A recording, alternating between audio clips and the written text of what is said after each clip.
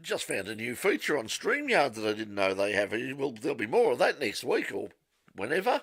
Hello, everybody, and welcome to another edition of Full Course Yellow. This is very much the after show, or this is the instead of show podcast this week, because we're not on Channel 31 tonight because they're at a church somewhere and they're all doing the things that they do at churches. And so anyway, we're on a bit early, and because Pete and others and myself want to get back to Brisbane versus Collingwood, because when I looked before, Collingwood was doing quite well, but I believe Pete that we've Brisbane had a very good second quarter. Yeah, they have, yes, yep. Well, we'll see what happens in the second half. But at the moment, we're talking about all things motor racing. So hello to everybody once again joining us. As I said at this earlier time, I'm just going to bring up some banners, and we'll just fire that up. Some of the latest news down in the bottom. So weekend of racing at Albert Park. Pete, you were there for the entire 4 days. Yeah. We've heard what everyone else has had to say about it. What were your impressions of the weekend?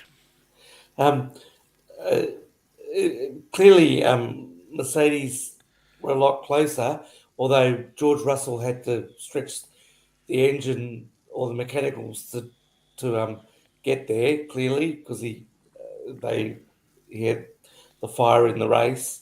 I would have. I never like a race finishing under safety car.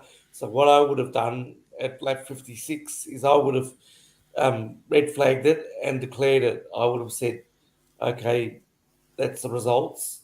And but yeah, because I never like a race finishing under safety car.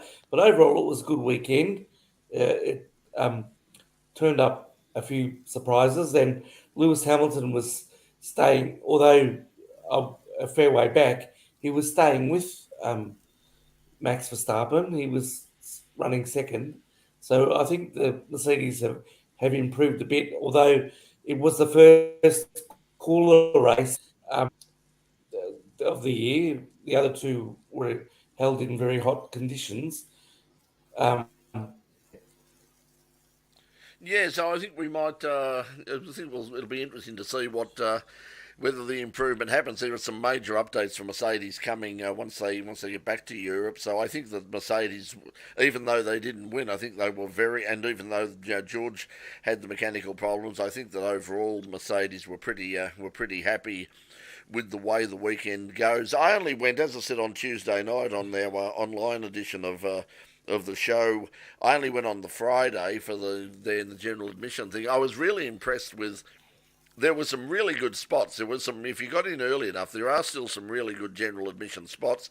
They've now put some shelter at the top of some of those general admissions, some of the mounds that are there. So if you get there early enough, and they let you bring in a folding chair and all the rest of it, so you bring that in, it was a pretty comfortable day for a lot of people. I saw some people were coming in with damn like beach carts and all sorts of things, loaded up with all sorts of gear. The other interesting thing was the number of people I saw with prosumer and semi-pro photographic gear, which was something that was very much not possible years ago. But I spoke to a few people.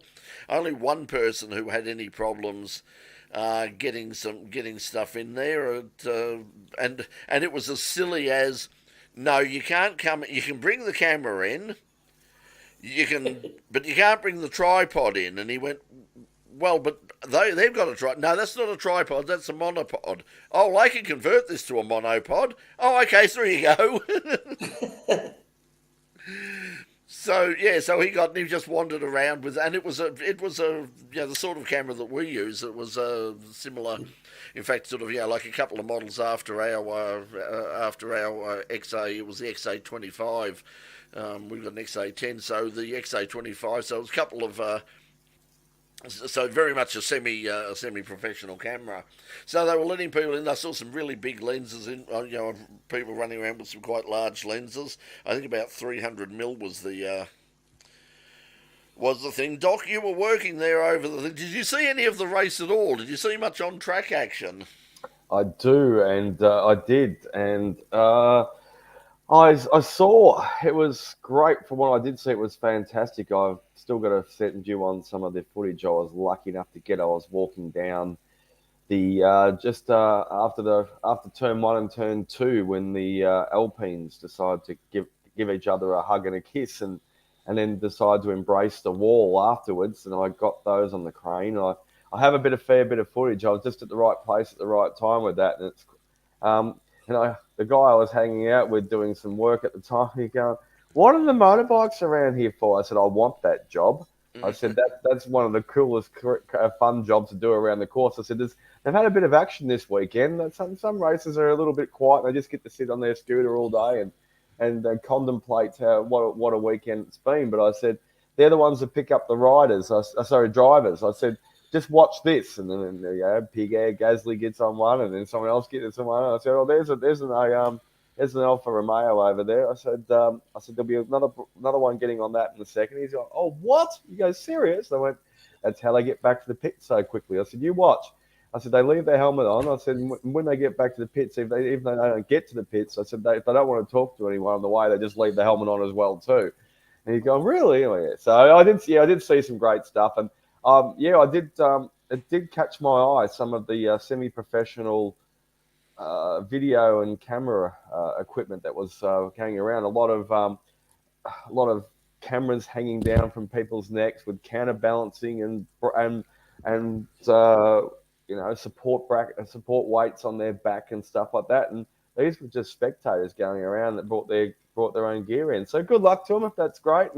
And Well, I think you can tell that Bernie's not involved anymore, because I got in trouble like years ago for just having mounting my iPhone on the on the not on even on a gimbal but on a rig.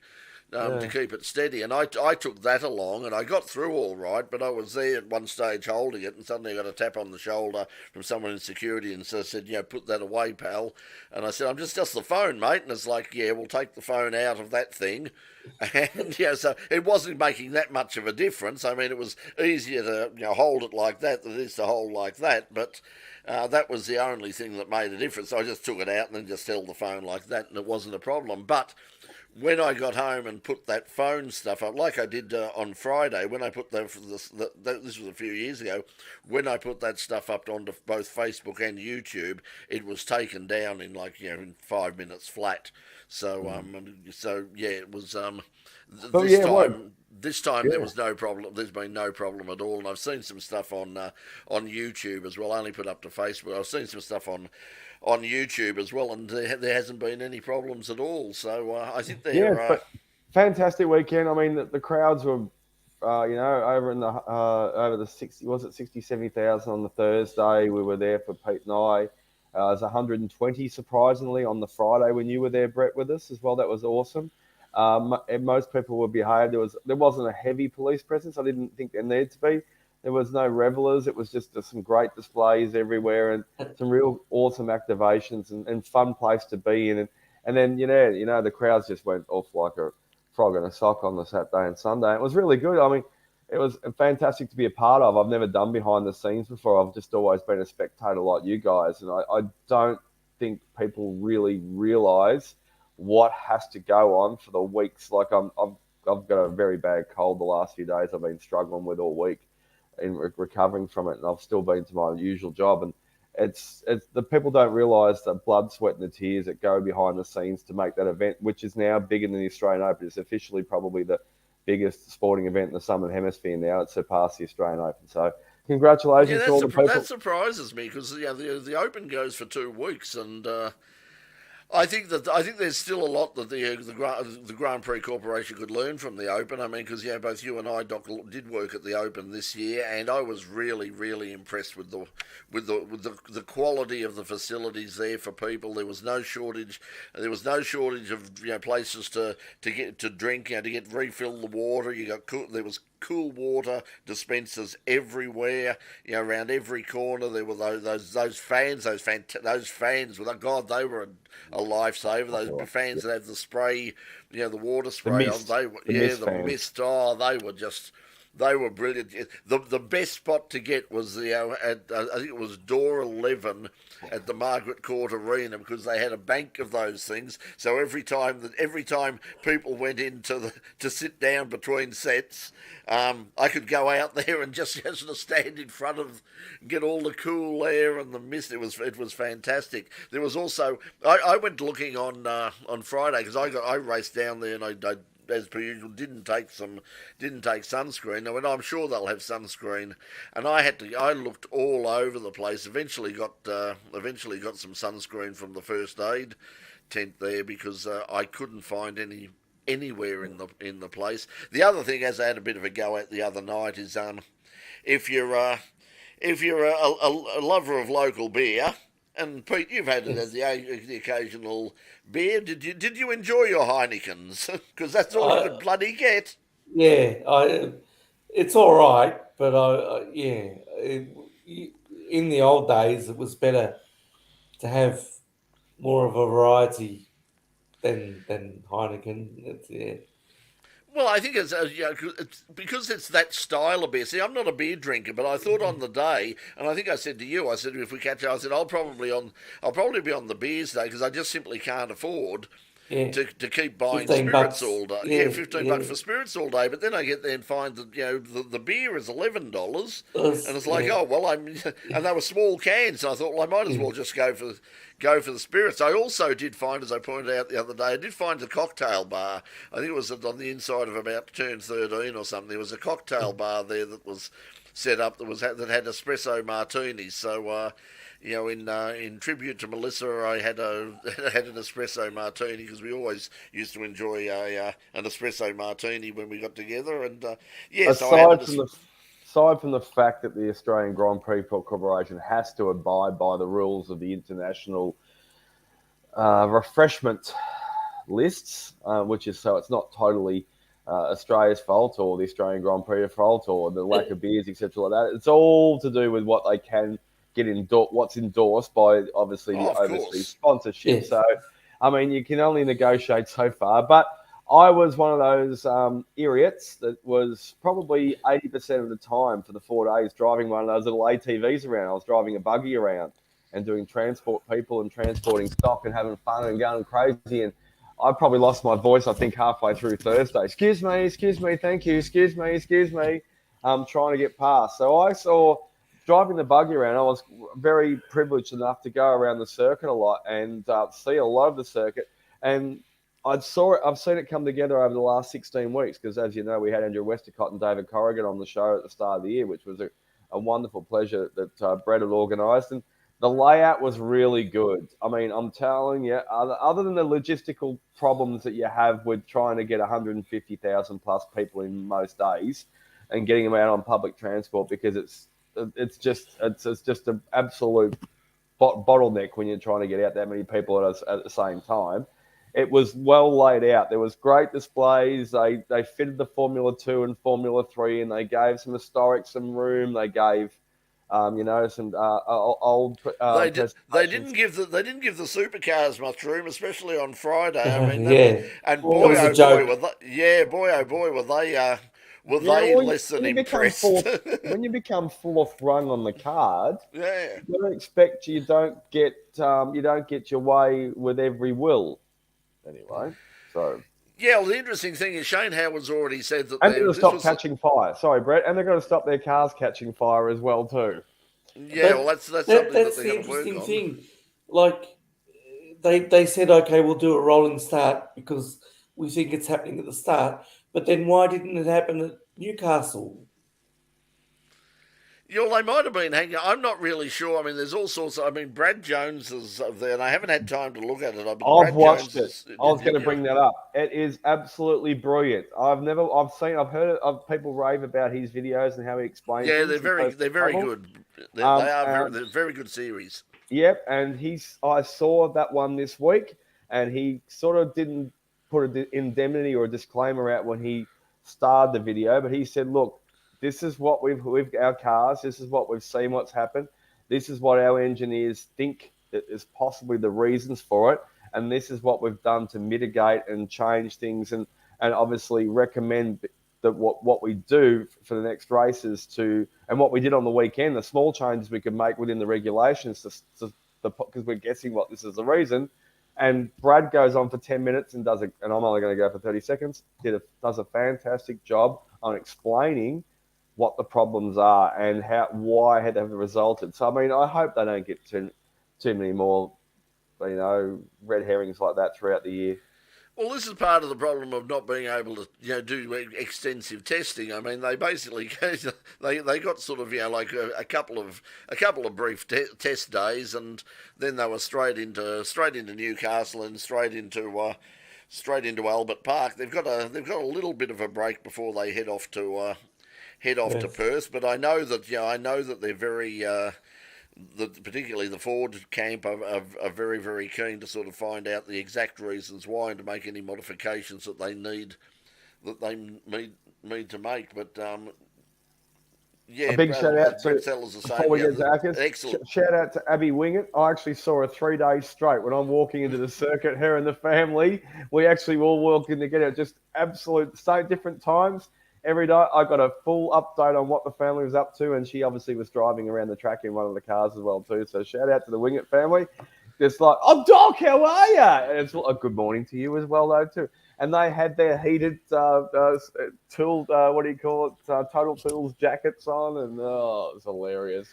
So I must say thank you to everybody who I caught up with a lot of it. It's one of the reasons I didn't catch up with you, Pete, on the Friday afternoon, because I mean when the rain came in, I decided halfway through free practice, because I thought as soon as free practice 2's finished, I'll give Pete a ring, because I think you were up the other end, because I'd started up your. I was at gate 1. Well, I'd come in sort of from that side and then walked all the way around. So I basically did the full lap of the lake, and I was heading out, and I thought, well, I'll head up towards where you were, and then of course the rain started to come in, and it was getting absolutely soaked. So I thought, okay, I'll pull the plug on that. But it took me so long to get there because so many people came up and said hello, and so that was fantastic. So thank you to everybody who said hi. Got some leads on a couple of stories too. Doc mentioned the car shows and all the rest of it. A couple of people came up. A couple of interesting things were on display there, and we might be doing some stories on at least a couple of them on In Pit Lane coming up in the next month or so. Once we. I hope those cars weren't the ones when I went. I was naughty on the Saturday, and you had to go. There's the 2 tunnels going onto the infield, and it was one way. You had to go in through one tunnel and go out the other. Yeah. And it was extremely restricted. It had security guards everywhere, personnel flaggies, paddle pop people. I got through one tunnel the wrong way on the Saturday. I don't know how I got it. No one saw me. I got all the way through the other end, and Linda, who's been doing it for 20 years there as a flaggy, went, how did you just get through there? I went, shh. So just a quick story. Linda's been doing it for 20 years. Checo came up. Checo Perez came into the circuit on the Sunday morning, I think it was, or the Saturday before, whatever it is. And he stopped traffic in all directions, held everyone up, said, right, that's it, nobody move. Got the window down at his Ford Raptor and handed out a Red Bull cap to Linda and stopped the crowd and got huge an uproar of cheers, and then wished her all merry day and on his way. So that's, it was really good. Well, the drivers were fantastic. Well, the last year of the 2-seater Minardi, she got a ride in the 2-seater Minardi. Yeah. Yep, Linda too. Yep, awesome. Yeah. I just got a hug and I want to see her back next year. But yeah, she's absolutely awesome. She let me get away with a little few things on the buggy that other people aren't allowed to get away with. So thank you, Linda. Yeah, I think overall it was very successful. Obviously there was the problems at the end of the day with It is Yeah. serious. I mean, I don't want to sort of lessen it. I don't want to lessen the seriousness of it, but at the same time, I don't want to beat it up to the same point that some of the mainstream media have. I mean, if you listen to Neil Mitchell on Monday morning, it was a full scale riot, and it's a Yes, wonder we're yes, not wonder we're not sort of shoveling yeah. the bodies out of the truck as we speak. And why are Um, we paying so much for it? I heard as well But too was another subject that yeah. for W was in saying. the past, in the past, people have gone on the track before the course card. It says you have Greg Russ saying, "Don't go on the track before the course card comes past your area." But in the past years, people have gone on the track before the course cars come past. I see it every year. Hello to Rusty too. I saw him on the Yeah, Thursday, but I didn't get to chat too long. I just said hi. So yep, yeah, hopefully I can yeah. catch up with him too. Good bloke. Yeah, Yeah. but anyway, It's so that every was it year. was. But as sort of as Naggers was saying, supercars got a dose of what their support card cops, and they certainly don't like the shoe being on the other foot.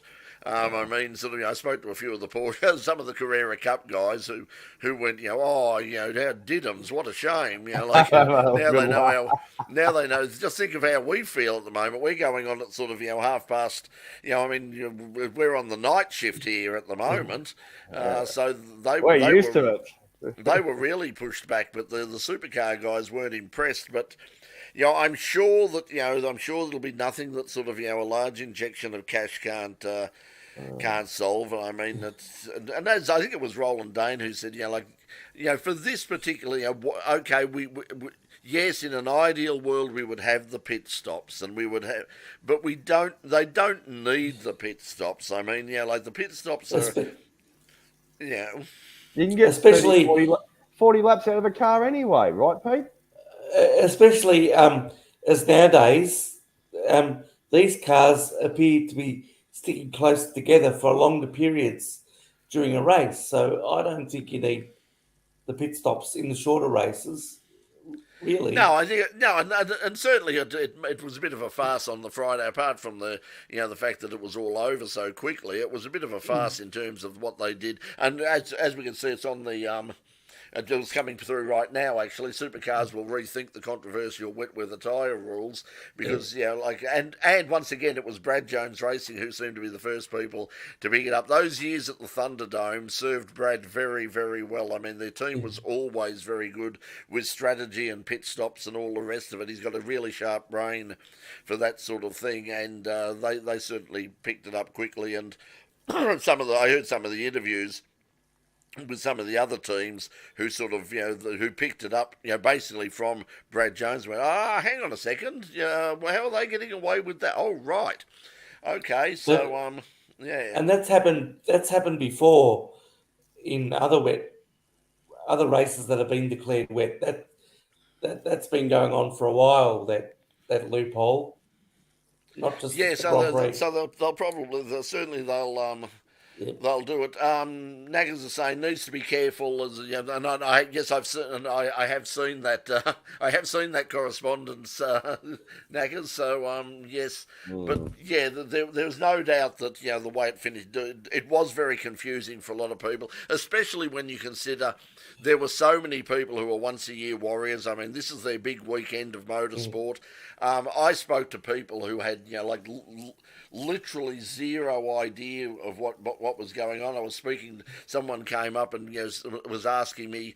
I was taking the stuff with my phone, and a couple of people came up to me and said, which car is Oscar driving? Which car is Oscar? And I went, well, he's in the McLaren, but not now because this is Formula 3. And she went, what's the difference?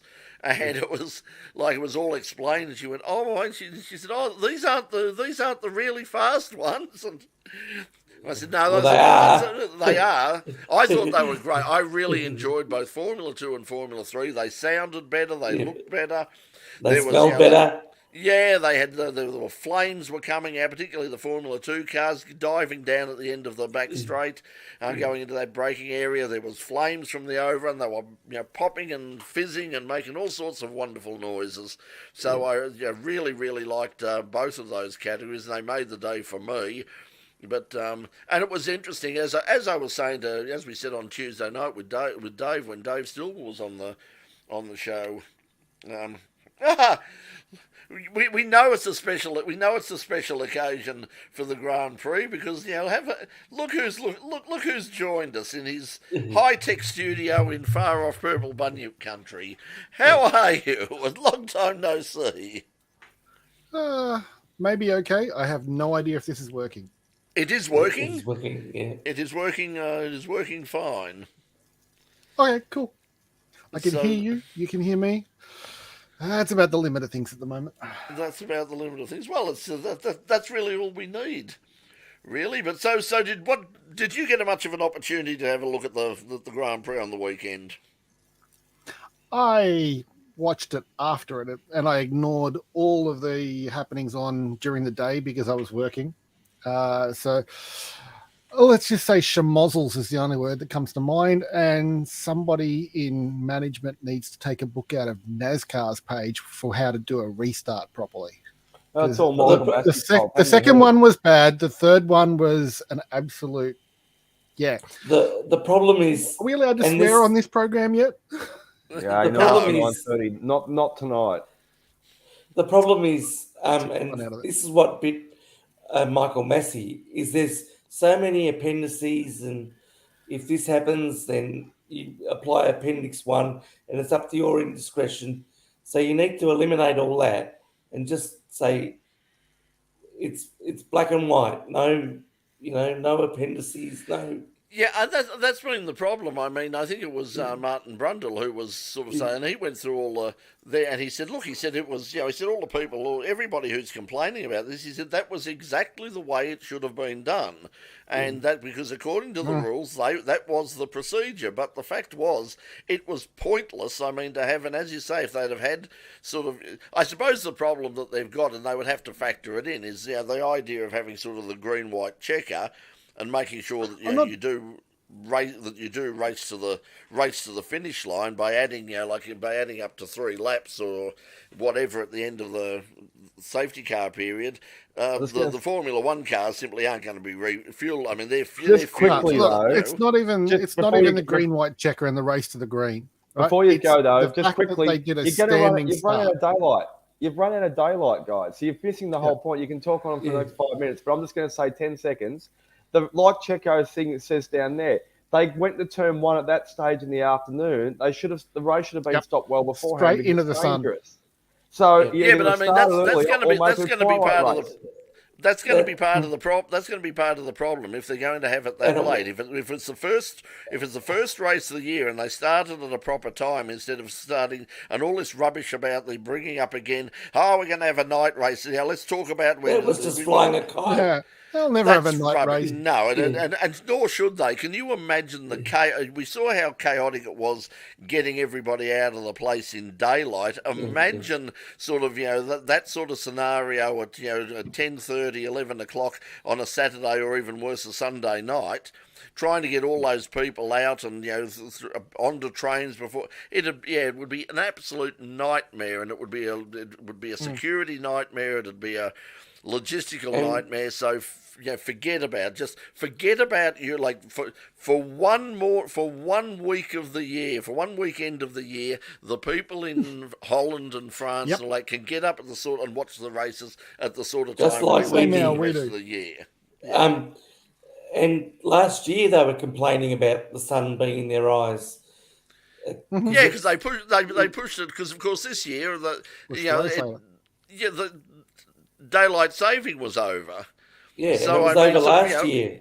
Yeah, so if you're not going to have daylight saving, I mean, they've either got to, and that would be, I imagine, a hue and cry from the rest of Australia if that sort of happened. But you either extend the daylight saving out for a week, or just basically started at 2 o'clock of a Sunday afternoon. No, there's a simpler time, solution. Not waste so much time with restarts that could have been a safety car.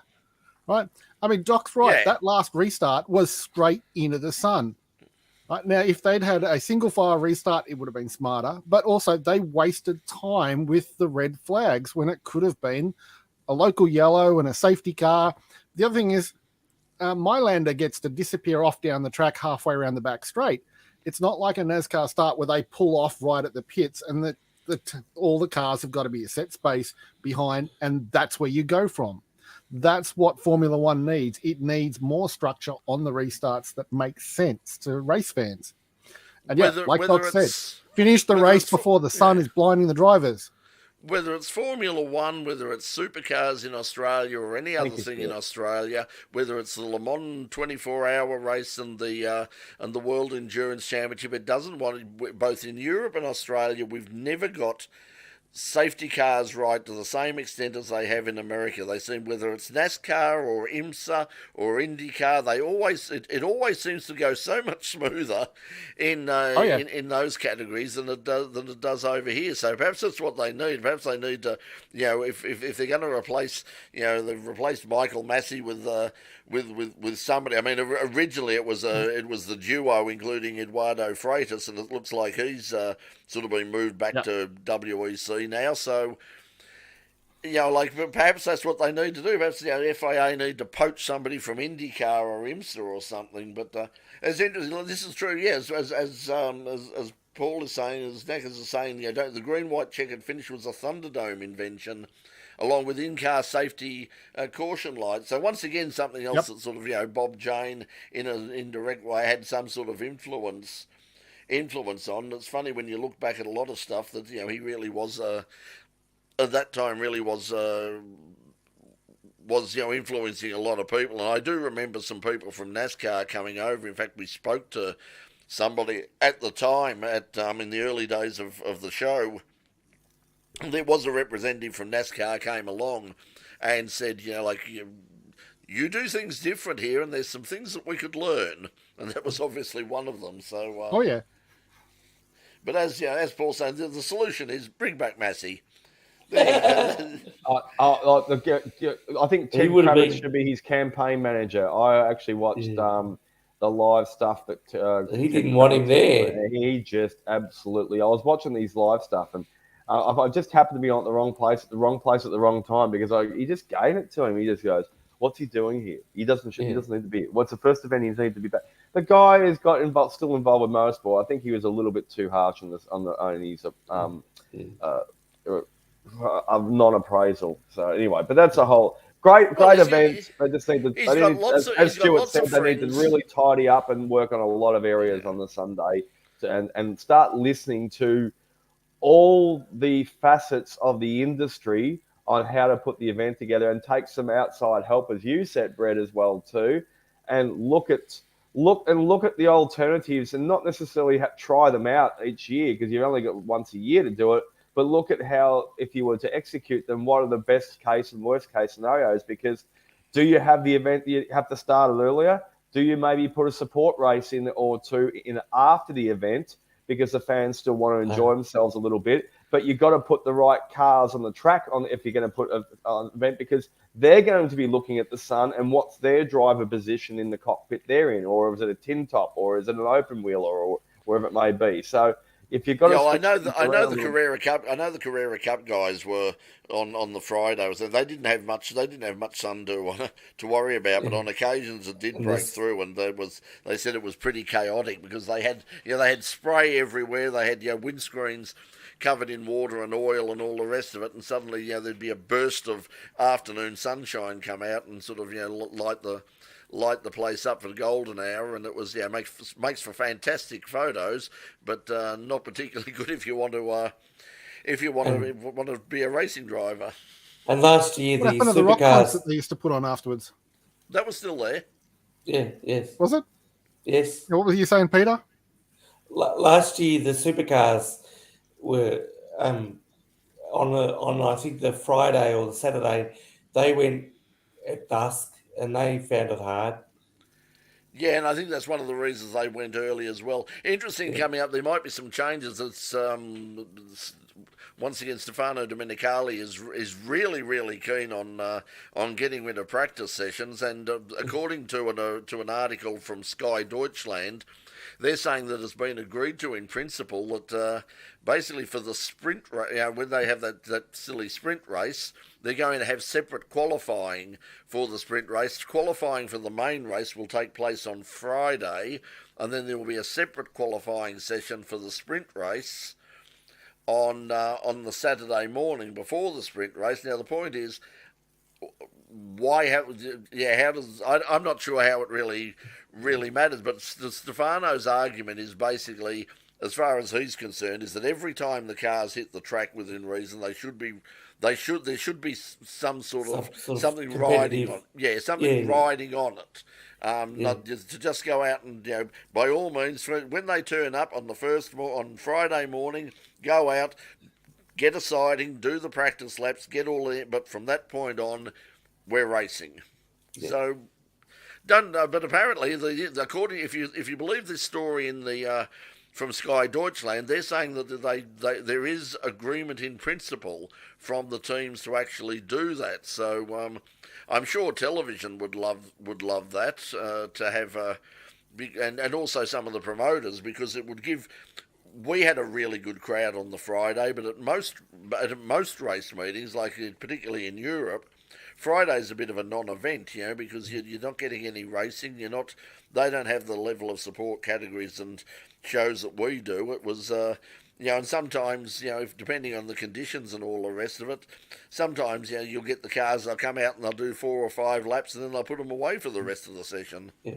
And because the cars are in Parc Ferme after the sprint, that practice session after the sprint was a bit superfluous. I think that's well. This is an interesting one. It'll be interesting to get Brett Sellers saying, why can't we speed up the removal of damaged cars? Overseas have a crane. Yeah, I suppose it depends on where they go. Certainly, if you watch, it's a radically different circuit, I know, but if you see how things operate at Macau, they are absolutely mind-numbingly quick. You see, they go, there's a big crash, or we're going to have a red flag, and usually they cover it with a local yellow, and within 2 laps the car is gone.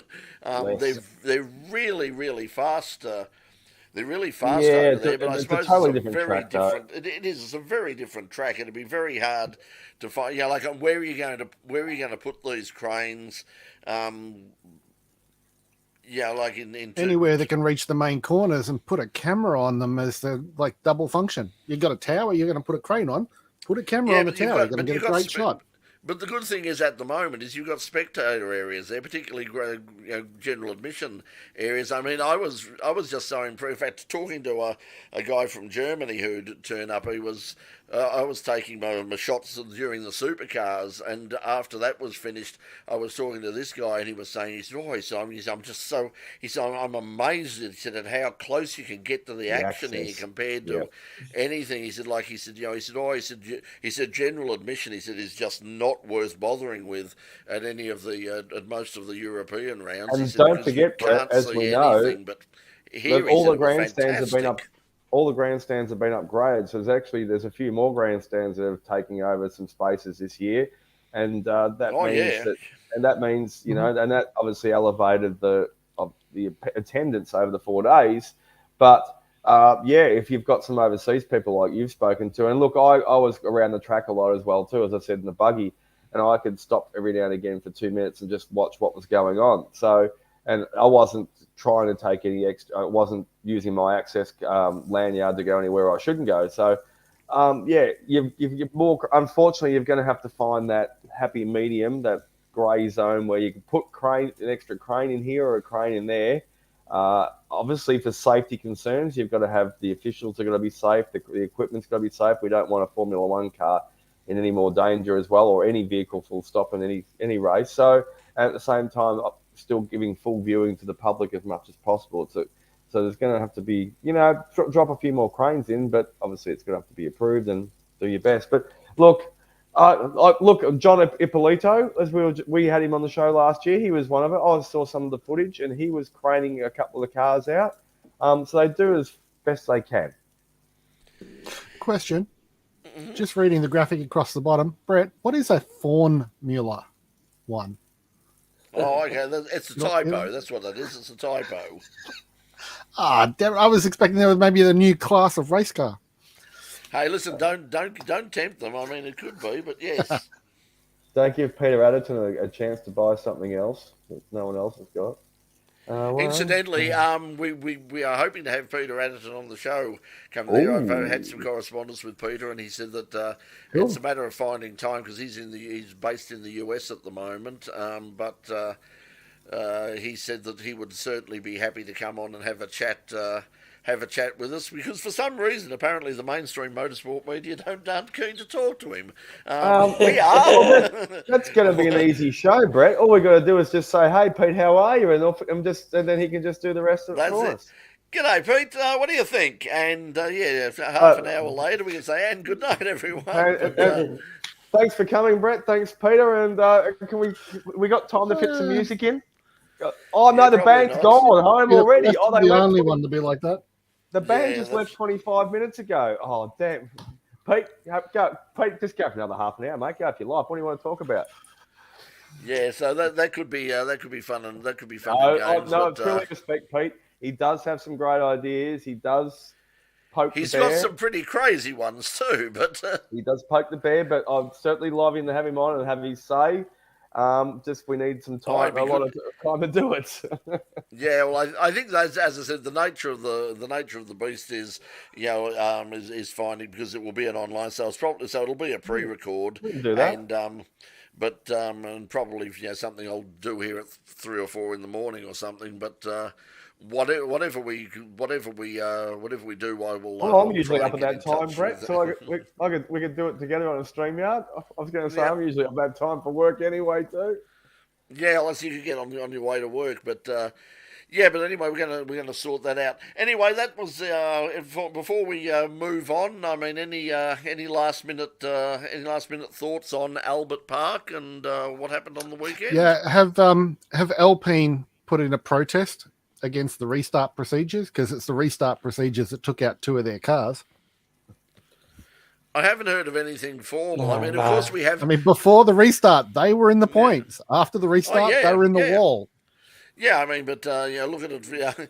Look at it from the point of Oscar Piastri. I mean, he scored his first Formula One points and at home. I mean, it certainly worked for him. So, I mean, it's a wonder we haven't had particularly a French conspiracy theory. There you go. Sort of pop up there. Uh-oh. What's he? I was going to show you some. Or something. I was going to say there's some. There's the Alpines. The Alpines heading back there. G'day, Mark. Just what I heard on that though too. Just quickly before I get rid of that my phone altogether. The other thing is too that if you want to add last minute things to it, as Pete was saying earlier, and Rusty did a really good job, and so did the other commentators with all the different categories they were commentating. I think I was walking past when it was red flag. I'll more to say on that in a moment. Yeah, I think there needs to be more communication from race control to the commentators. That way the commentators actually have the speakers that are all the way around the track to inform the patrons of what's going on. Because when I was going past and I took 2 videos of the Alpines getting picked up by the cranes, unfortunately a little bit slow like Stuart said, boom, boom. They were unaware of what was going on. They were trying to sift through race rules. They were trying to guess on what was going to happen. It was clear to me. But it's clear to you too, I'm saying, though, Pete. It's clear to me it's like that. But when they're saying we're going to have a restart in 10 minutes, but they don't have a restart in 10 minutes, it's really confusing for the people that don't know how it all goes. I don't think so, because it was clear to me a restart, however long it takes, they're going to restart the race. So therefore, the race wasn't finished. So it was clear to me that the race hadn't finished. Oh, I agree with you, but there was no danger of you jumping the fence, Pete. There was a lot of people saying to me they were confused. So that's all I'm saying is they need to be a little bit more right. There's no doubt there was considerable confusion there, and they've got to try and stop that. But yeah, I in terms of the commentary at the track, during the Formula One stuff that was fine, but there were some clangers dropped in some of the other. categories, particularly in Formula 2 and Formula 3. I wasn't going to go there, but you have now. There was a lot of Yeah. feedback, particularly from European people and people who were like really follow the thing, saying like, why didn't they get sort of one of the international guys in to talk? Because there was an awful lot of apparently, and I understand this because I mean I deal with it every week with the news in terms of when we're writing. We'll sit there and we'll go through the news and say, how do you pronounce that name, or how do you? I mean, it's very hard if you don't know, but it would have been good to have had somebody there who has an intimate knowledge of both Formula 2 and Formula 3, and who could talk with some. I mean, at one stage they were talking about when I was thinking, gee, the cars sound so good, and then whoever was on the commentary at the time, I don't think it was Rusty, but whoever was with him turned round and said, yeah, they're really good. I don't know what sort of engines they but I think they're V8s. Yeah. So how much does an airfare from Europe cost to bring the regular commentators over to do the But series? it seems brand and accommodation. it seems too that Free holiday. Bob Constanturis has been sort of had a sideways step. Well, He only Bob- does the.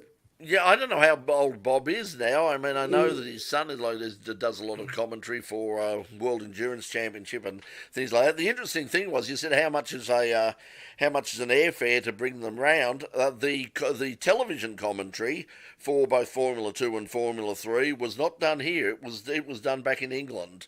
Because that was sort of obvious on a couple of occasions. Alex Brundle was apparently not here, and he's offside. Who I think they both do a great job as well. But it would have been good to have had one of those guys out here to be there and say, look, The who had international a commentary more had for their not- team here. Well, they were apart from throwing Martin- live to reporters. Oh yeah, I I saw them around the I saw them around saw them as around. So I tell you what, boy, to talk about overstaffed. I mean, one live pit lane cross to Naomi Schiff really shouldn't take a crew of 14. Really? I thought they could have got to squeeze a few more people out there just to stand around and just. There was so many people around. There were more lights. It wasn't just the camera. There was a. This is in the daytime in Melbourne. Yeah, okay, by all means have a light at the front to fill in any shadows and all that, but there was a key light, there was a fill light, there was a backlight, there were people holding I'd have to agree reflectors up. I have to agree because a couple of times they got in my way when I was trying to do some work, so they could use a couple of less because I really don't. Excuse me, thank you. Can you go? I'm trying to get some work done here. Can you move? I know you think you need to be there, but I do know you don't. But anyway, and Stuart will understand. Stuart will understand this. It was back to the old days of the ABC. Look, okay, you saw the reflection on the phone a few minutes. Doc's got a ring light. If Doc can look good with the ring lights, that's all Naomi needs. Yeah, she doesn't need much help. I must say she's a he's very funny. attractive. He is woman. funny. That's funny. Yeah, exactly. So, hey, you set me up with that ring light. Hey, just quickly as well though too. I just want before we do put a draw a line in the sand. Don't forget the comments about Alonso and Hamilton at the moment. They are just hilarious every day in their own right. So please keep up to date with that. You don't have to be a fan of either of them, but it's just great popcorn stuff to read. And at the moment, Alonso's giving him a fair serve at the moment too. So, which I think is Alonso's having the time of his life at the moment.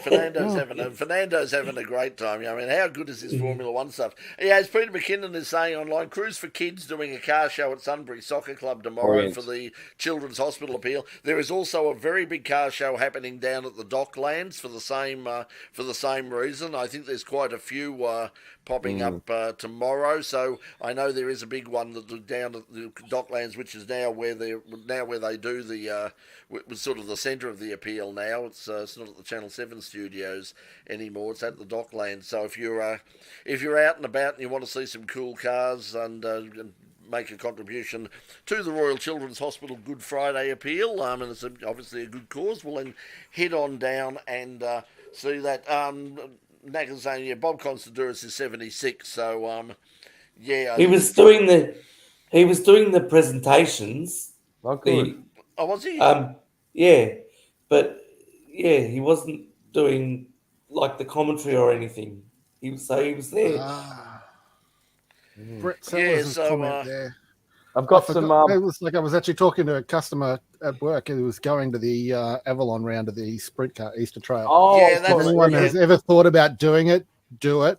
Great stuff. Warrnambool is Do it. lovely. Avalon is rough, but Mount Gambier is a place of beauty for when it comes to race cars. It's Good stuff, the Stuart. track. Yeah, is amazing. I've never been to Mount Gambier. Everyone says that. Yeah, Avalon. Borderline Mount is Mount beautiful. Gambier, guys. Anyone? What's that? 6 hours. Over to from, Tasmania. where along? from where you are.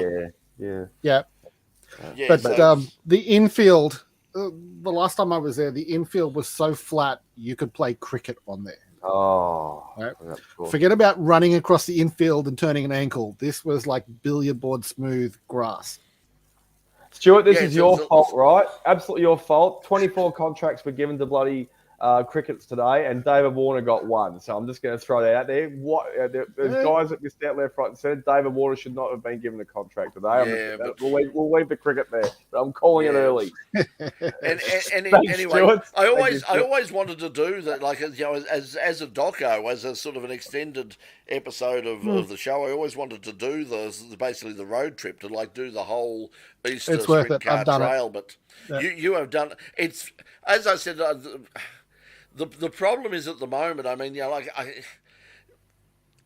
it's hard to get anything because it seems to be there's no coordinated marketing or promotion or anything about it. I mean, obviously, I mean, I get over 1,000 emails a day, and most of them are a large percentage of them are media releases from local, national, international race series teams, etc., etc., etc. Have not had one thing about. In fact, today. I just went, Really? hang on, is the Easter Sprintcar Trail still a thing? I mean, and I had to go onto their their Facebook page and to Avalon's Facebook page and said, the first round of the sprint car. But I even went to Sprint Car World and there was mentions of it, but there was no, hey, this is what's happening, and there was an entry list. Because drivers used to come out from the US to run that event. They used to send cars ahead of them. Oh, I think they probably still are. I mean, because and certainly we know how famous sort of Warrnambool is with the Grand Annual and that they have. And with it raining on Easter, yeah, okay. Yeah, well, I suppose that's the problem for tomorrow. I mean, I heard before just the rain outside, and certainly the forecast for tomorrow and tomorrow evening is far from good. So, heavy. Just a quick couple of things, guys. One, community service announcement. Go and get fuel because it's going up from $1.70 something to over $2. Everyone's been too telling late me today. Yeah, well, that's right. But hang on, go and get fuel. Go and get fuel if you haven't got some. You need it. If you've got an electric car. Also, quickly, want to get on the bikes, 2 wheels. There's been some big news in the last couple of days. Brett's favourite rider in World Superbikes, Top Rack, Raz got the Oglu, is finishing up his contract at the end of this year and is really keen on jumping across to MotoGP, making the step. So that's big news today. Also, Kalex, which has been very popular and well used and a great developer, and especially in the Moto 2 in the era it's been for many, many years when it had the 650 engines and so forth. So Kalex is being trialled by Honda at the moment to maybe do the chassis for the Repsol Honda factory team for Marc Marquez. Oh, they need something. Yeah, well, that's what I mean. I think, is it Stefan Bradl or whatever, the LCR rider at the moment is doing, because Paulo Spargo and Marc Marquez can't ride any at the moment, so they need their satellite team to do some testing for them. So that's been done. So Kalex are going to try the prototype frames of that maybe at the next race, which is huge news. Also, quickly on Marc Marquez, you can't go past, I'm not going to go into too much detail. Have a look up for yourself. A Spanish magazine or Spanish website today has released the highest paid MotoGP rider at the moment. Surprise, suppose who it is. He's getting paid 12.5 million euros a year at the moment. But if you add up all the sponsorship and everything else that's thrown in and bonuses, etc., he can earn up to $40 million a year, euro.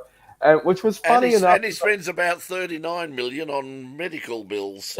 I know, because I actually saw what his net worth at the moment, and if he's earning $40 million a year, and he's still got 2 years left to go on his contract after this year, his net worth is still only $80 million. So he is spending it on maybe $41 million a year on medical bills at the moment. So anyway, Circuit of Americas is the next race. Hang in there. It hasn't been a big year for MotoGP yet, but I'm sure it's going to get tasty with the racing really soon. And it's interesting, as we've got in the in the ticker down at the bottom, that Dorna, the MotoGP people, and there's Stuart showing Stuart with his community service announcement coming through there. So if you're it's wet. Yeah, so it's really wet. Oh, it's going to be the coldest Easter weekend since 1945, apparently, since the war.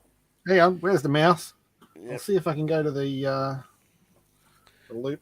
What did I do with it? There it is. But anyway, 256 kilometer. Yeah, so it's, that's going to be cold. Yeah, it's going to be cold. It's cold and or wet, and they're talking about the traditional hailstones the size of golf balls tomorrow. So there's some. So if you got a nice car, you got a baseball bat, sort of car, yeah. So you get out there to defend your car because your car might get clobbered by hailstones tomorrow. So we might not have any action at Avalon after all. Now, just quickly, coming up, and I've just gone out of there. Oh yes, Craig Breedlove, land speed record holder and one of the legends of that particular bizarre and wonderful form of motorsport. Craig Breedlove, he actually died, like Ken Warby. He actually died of old age, which is pretty amazing because a lot of those guys didn't last. Ready to go, thanks, Stuart. Ready to go. Hang on. Baseball bat. I thought Warby was still kicking. No, Ken died. No, Ken passed away a couple of weeks ago, about 3 or 4 weeks ago. Oh, okay, I did not hear that. Yeah, no, he So Ken left us, and then Craig Breedlove died of old age, as did unfortunately the wife of AJ Foyt. So there's been a few passings in the last few. But for Breedlove and Warby, that's impressive given how dangerous a pursuit they both followed. Yeah, that's it. And they were both involved in obviously Ken also did some car stuff as well. Would Warby be the first water speed record owner to die of natural causes? He'd have to be close because that record has just been so dangerous and so deadly. Well, Craig Breedlove was had designed that was one of his last projects, and he never got the money to do it. But that was one of his passions, was to try and get the water speed record back to America because he was very patriotic, the spirit of America. Incidentally, on YouTube. On YouTube, if you have a look for Craig Breedlove documentary, there is a fantastic old documentary from the 1960s about Craig Breedlove's taking of the world land speed record, including the fact that he did crash at the end of his record-setting run and ended up in a... Is that the one where his land speed car almost became a boat? Became a boat. Yeah, and went through telephone poles. Yeah, and sliced them in half. Yeah. And him just sort of getting out the other end, sort of just calmly explaining, it's like, I saw the telephone pole, thought I was going to die, then smashed, I got out of that. The next thing, he said, I'm in water, and then I thought, how ironic is it that I'm going to drown? This is how I'm going to go. I'm going to drown. Very funny. It's very funny. Great. It's only a short thing, but yeah, great stuff, and that's on YouTube as well. Bathurst 6 hour happening this weekend. I won't play it now. I did have an interview with Jamie Whincup, but sorry, Jamie, you're on the cutting room floor because we've been going. Do we have an update on the scores, Pete or Doc? No, I'm not watching it all. Yeah, gotcha. You don't want to know. Oh dear. I was going to say, so see how I got the baseball bat out. That's probably the least of your worries at the moment. 84-47. So they've Ouch. yeah, the Brisbane Lions are giving the Pies a bit more of a flogging than I've got in my hand right now. Anyway, so Well, that's not good. Well, That it means, baseball bat's very, very clean, Doc. no, I mean, it's I very, can't very. even put mine on camera. It's still It- covered in blood from the last time it was used. Mind you, that's film blood. Mine's very dusty. The reason why you can't see how dirty it is because it's black. That's it's hiding a lot of dead flesh. No, I'm only Anyway, kidding. let's call it there, guys, because I'm gonna even rain, hail, or sleet, nor snow will not keep me away from going down and getting some food for Good tomorrow. luck to all the people up at the 6 hour Bathurst. There's a lot of people have travelled up for it, made the effort. They got away from this Antarctic weekend here in Victoria. Well done. Yeah, and speaking of which, because I was supposed to be up there with Richard Outram, and Richard unfortunately couldn't make it. Richard rang me just before the show to say he couldn't be on.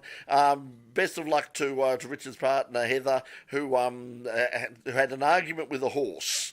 And an argument with a horse, that would be my nightmare. I mean, horses, the one thing I'm trust scared them. of. Yeah, the Horse one thing I'm shoulder? terrified.